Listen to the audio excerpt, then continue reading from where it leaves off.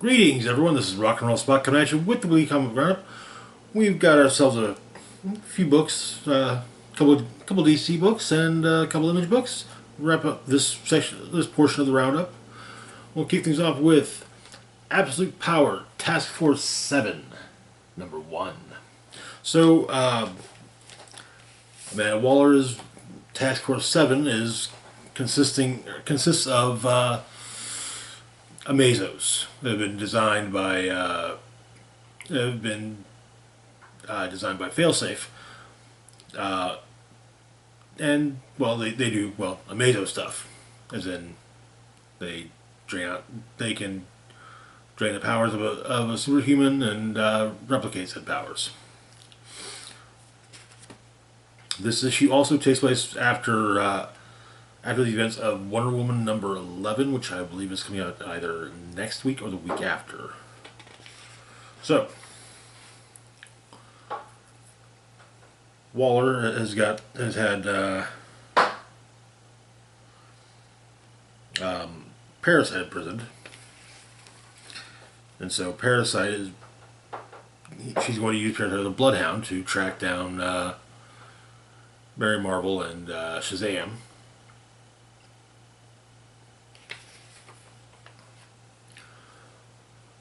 What basically to lead the Superman Amazo to them. In the Rock of Eternity, Dino Accountant has been organizing everything. The Chamber of Souvenirs is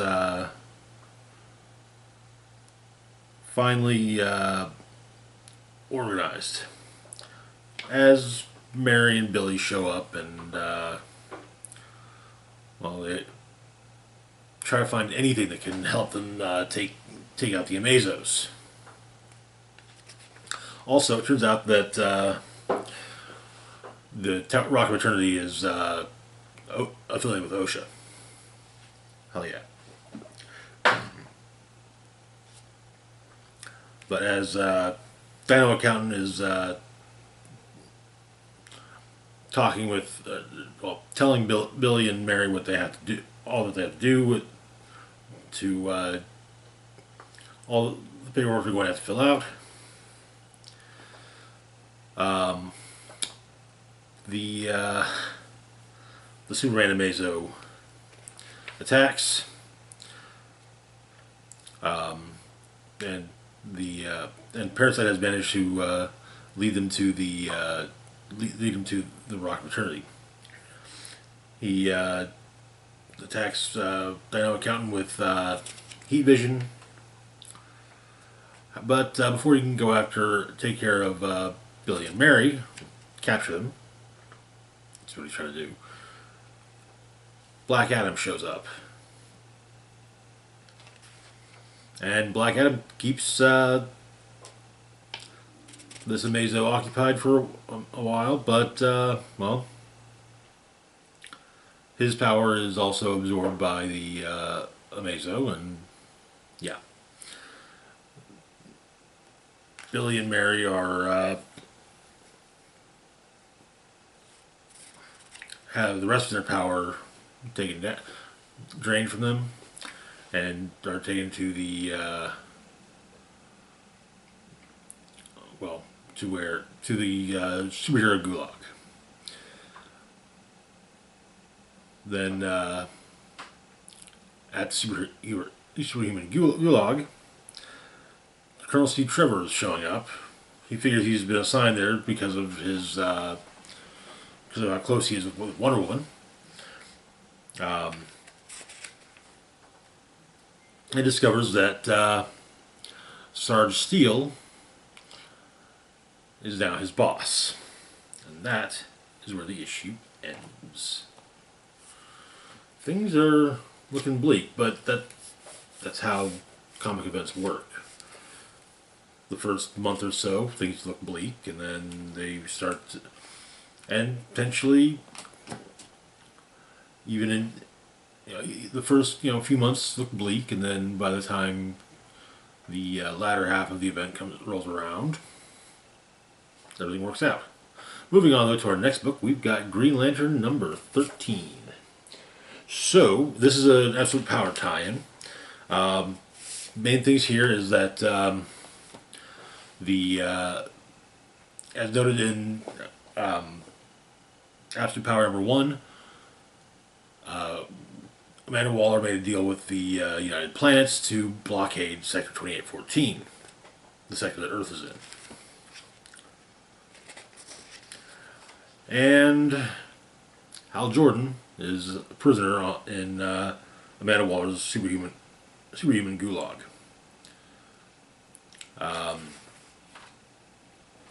She's wanting to know. She wants to know one thing.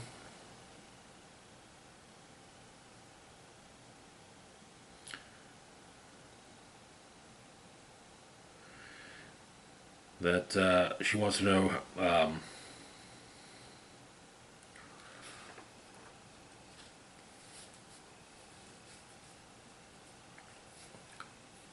how he's powering his ring.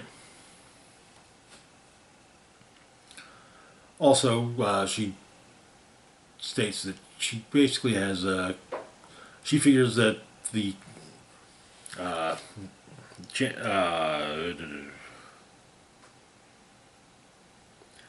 the person running the United Planets likes to think he has it all figured out. We Earthlings are just goldfish in a tiny bowl that he'll eventually flush down the toilet. However, she says that by the time he decides to come flushing, he won't find many goldfish at all. Just a container full of sharks. And she's also having King Shark beat on Hal to loosen his tongue. But Hal manages to get free. And it seems that some of the Green Lanterns are in hiding, including Jessica Cruz, Salak, and Kyle Rayner, who is all of the rings, or one of each ring. On Korrigar, or New Korrigar, Sinestro eyes the devastation that has befallen his world, and, well, he's gone red. In Battery Park on Earth, the JSA is dealing with one of the Amazos, and said Amazo manages to absorb Jesse Quick's speed. They end up the JSA end up running, but however, all three members manage to escape: Hourman, Stargirl, and Green Lantern. In Vegas, Nathan Allen Broom, who's apparently Carol Ferris's would-be fiance, becomes Sorrow. Meanwhile, Lord Premier Theros, who runs the United Planets, is on Oa and attempting to wield the emotional spectrum.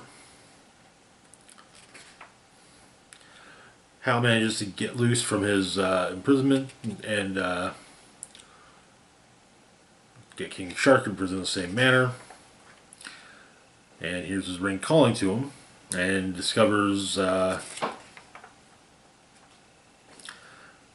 pretty much sure he just hit the mother lode. It seems like everyone's gear.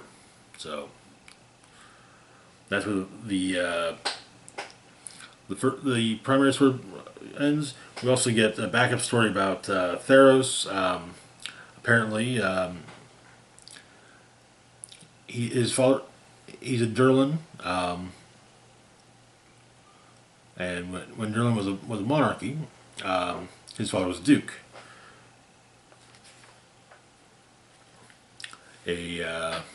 Durlins are shapeshifters, but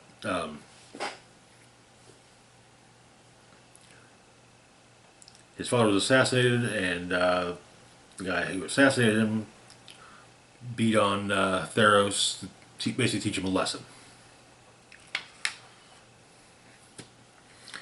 Eventually, when he has taken over the United Planets, seems that a lot of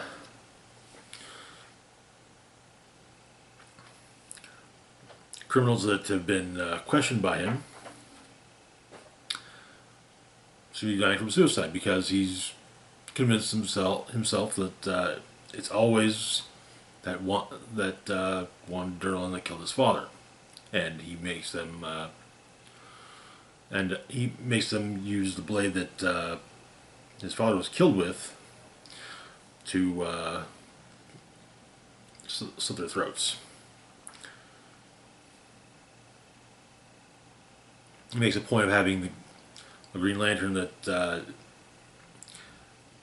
is working with one of the Green Lanterns working with the United Planets take the knife back to his quarters, though, because it reminds him of his youth.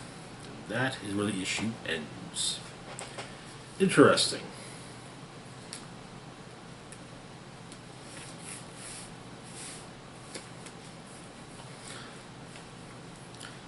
Looks like we got the first smidge of light. But anyway, moving on to our next book, we've got Geiger number 4.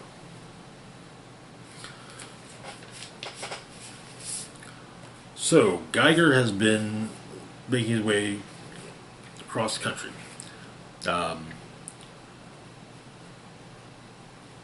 In the company of a knight,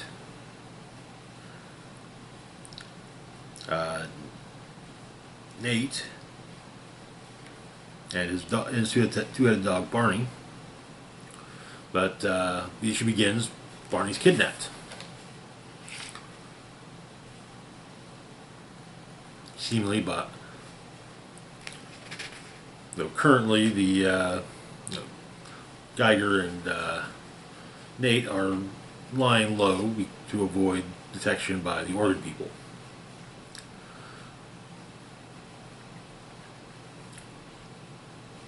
So Nate and Barney discover in the morning that Barney's gone, and they find out where he's at, and they're going to have to go through the airport. However, Barney points out that Geiger stated that they need to go around the airport because of the Organ people, and he didn't feel like killing anyone. Well, Geiger's mood has changed. They get to the airport. Geiger tells Nate to get to the baggage claim, and he takes on a hangar full of the Organ people, saves some of their potential victims.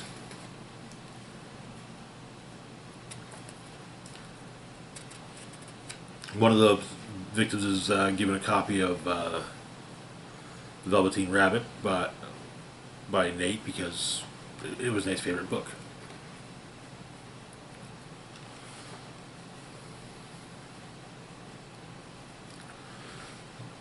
Then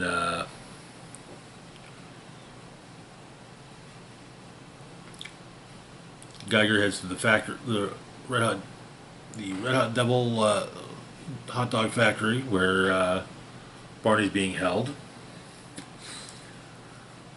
Nate, who's wearing full plate armor, is shocked to electricity. Then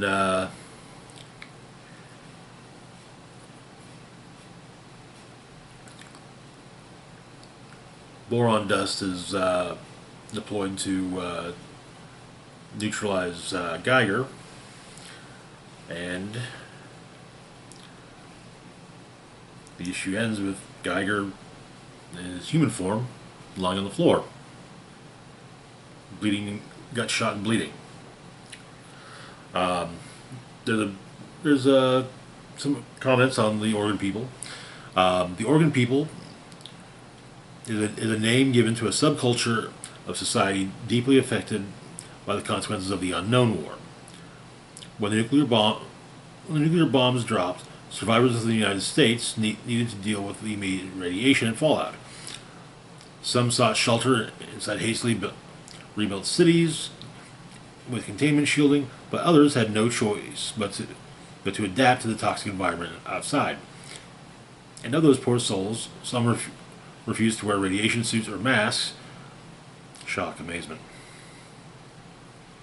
These rebellious people and their offspring were mutated beyond recognition, which made encounters with them especially terrifying. Drawn to one another, families and individuals came together to create their own savage form of community. Out in the open and lawless territories, those unfortunate to be captured by the Oregon people usually first have their organs removed in barbaric surgical procedures. The victims' relatively healthy organs are then used to replace the tumor-riddled organs of the Oregon people. Often, these ill-performed operations fail, and the patients are cannibalized. The Oregon people seek out large areas of shelter, such as airports and indoor malls. When they travel, their caravans are often made up of modified medical vehicles, such as ambulances and food trucks, both of which serve as mobile units to perform their operations and cook their meals. It has not been confirmed if there's a greater hierarchy or organization between disparate Oregon people communities, but rumors persist that a doctor of former prominence before the unknown war, known simply as the surgeon, leads and commands them. Interesting. That might be that the surgeon is the one who took out or the one who went after kidnapped Barney. Moving on, though, to our last book for the moment, we've got Transformers number 10. Previously, Soundwave, having assumed leadership of the Decepticons on Earth, made contact with Shockwave, who is the ruler of Cybertron, and they said, "Hey, we've got this really cool planet here. You can harvest it for Energon." And some of the Spike and some of the Autobots, Cliffjumper, Jazz, Optimus, ended up attacking Shockwave. Cliffjumper and Jazz were captured, though Optimus was saved by an old ally. Spike was also saved by Beachcomber. And so the issue begins millions of years ago in Earth orbit. Beachcomber was thrown out of the airlock of the or a hull breach of the Ark. Landed on the moon and waited. He was apparently there when the Apollo mission, during the Apollo missions, and he made it back to Earth. Found the Ark. Decided not to reactivate the Autobots because they just bring the war, and if they just slept, they get to sleep forever and there'd be peace. But Beachcomber's managed to chain up Astrotrain.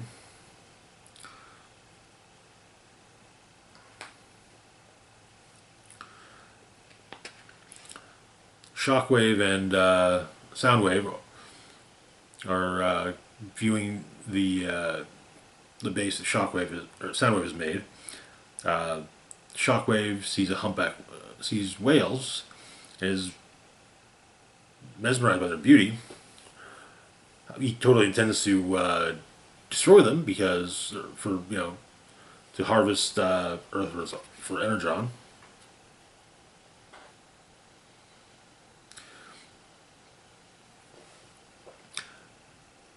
Meanwhile, Optimus rejoins RC and Sideswipe and not Wheeljack and Spike's friend, whose name escapes me at the moment. But Optimus is joined by Elita 1 and the remains of Ultra Magnus. Ultra Magnus did not wish for RC to see him as he appears, and Optimus informs Ultra Magnus that Ratchet is dead, and Wheeljack is displeased. Back on at the Decepticon base, Shockwave is beginning the psychological aspect of his torture of Cliffjumper and Jazz. Thundercracker asked what Shockwave's going to do, but and Shockwave simply states that it's best not to dwell on such things.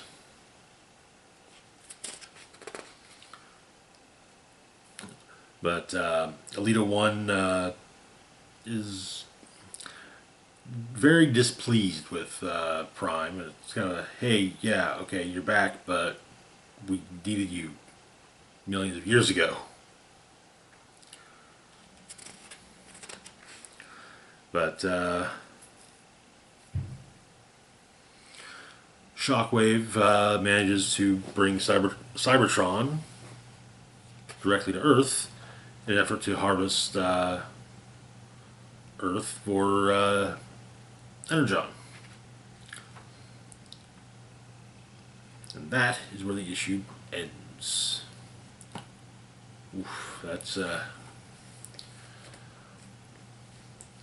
I have to wonder if this is going to be brought, at least get mentioned in the G.I. Joe book for the Energon Universe.